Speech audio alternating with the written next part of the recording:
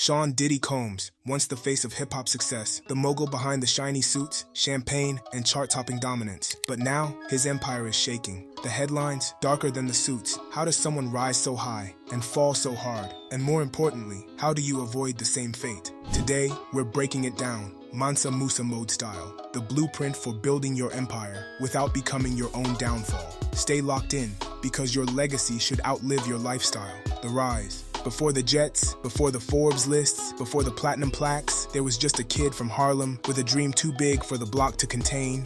Sean Combs didn't wait for opportunity. He hunted it down.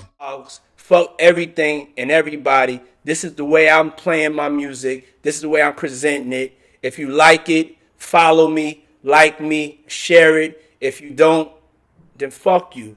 And that type of attitude, that irreverent type of attitude, is what music was based upon, what rock and roll was based upon, and what hip-hop was based upon. Just doing it your way and doing it in an authentic, truthful way. And we want to celebrate that. We want to amplify that. If you have enough guts and enough heart to do it differently, we want to play that in heavy rotation. We want to play the new Chance, James Blake, in heavy rotation.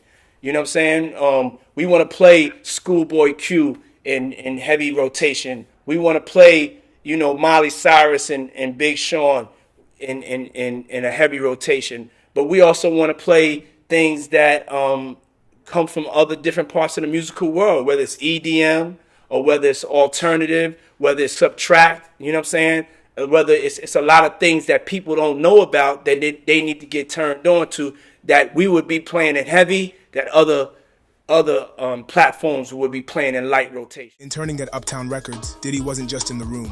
He was watching, learning, absorbing. He wasn't asking to be great. He was preparing for it. Be the brand before the bag. Before he made millions, he made movements. Diddy understood early on, to lead culture, you can't just sell products. You must live your purpose every day. He was the energy, the ambition, the aura that commanded attention. Every step he took screamed, I'm not here to fit in. I'm here to redefine the game. He turned parties into power plays, obstacles into opportunities, and rejection into redirection.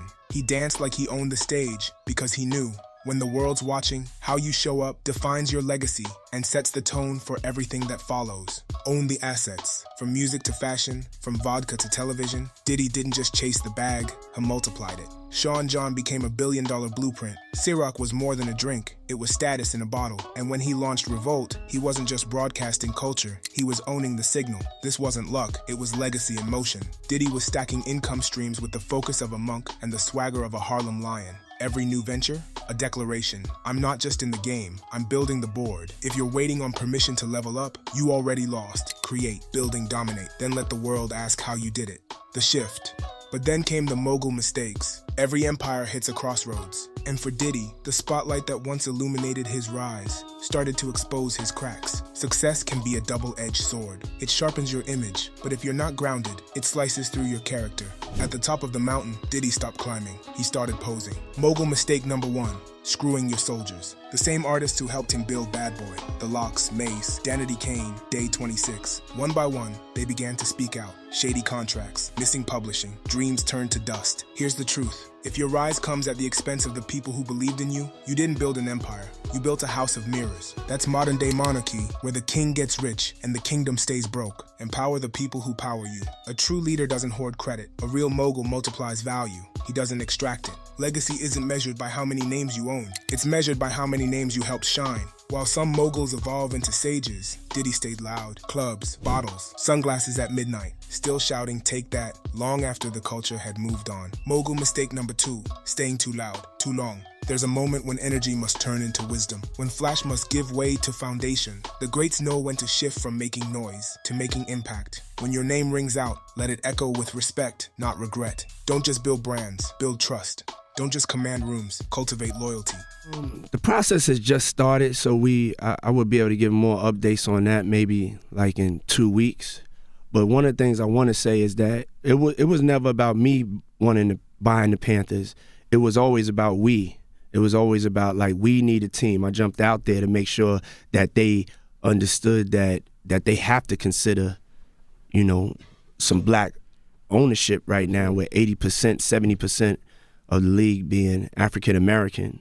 And it's just time. Like, if right now we don't own nothing, and if we Because in Mansa Musa mode, it's not about being the loudest mogul in the room. It's about being the one who made the room better for everyone in it. The fall. No matter how high you rise, if your values sink, everything crumbles. Sean Combs, once the architect of the culture, became a headline for all the wrong reasons. Allegations, lawsuits, a federal raid, what was whispered in boardrooms became front-page news. And just like that, the glow turned to gloom. Mogul mistake number 3. Thinking power protects you. Too many believe success makes them untouchable. But real power isn't about control. It's about character. Diddy built empires with charisma and vision, but somewhere along the way he forgot. Your reputation is your greatest currency. Lead with integrity, not intimidation. The real Mansa Musa didn't just carry gold. He carried grace. He didn't hoard power. He spread prosperity. He didn't demand loyalty. He earned it. When you mistake fear for respect, when you trade trust for control, you don't lead, you manipulate. And manipulation is a foundation built on sand. Eventually, it washes away. Your network might open doors, but your name, your principles, that's what keeps them open. So ask yourself, when the spotlight fades, will people still stand with you or only remember the mess you left behind? Mogul wisdom. The story of Diddy isn't just about downfall. It's about decoding the cost of unchecked ambition and the power of choosing legacy over lust for control. Because here's what separates a true king from a fallen mogul. Not the cars, not the clubs, not even the commas in your bank account, but the character behind the curtain, the lives you uplift, the truths you stand on when no one's watching. So what do we take from the wreckage? How do you rise and stay risen? Grind like Diddy.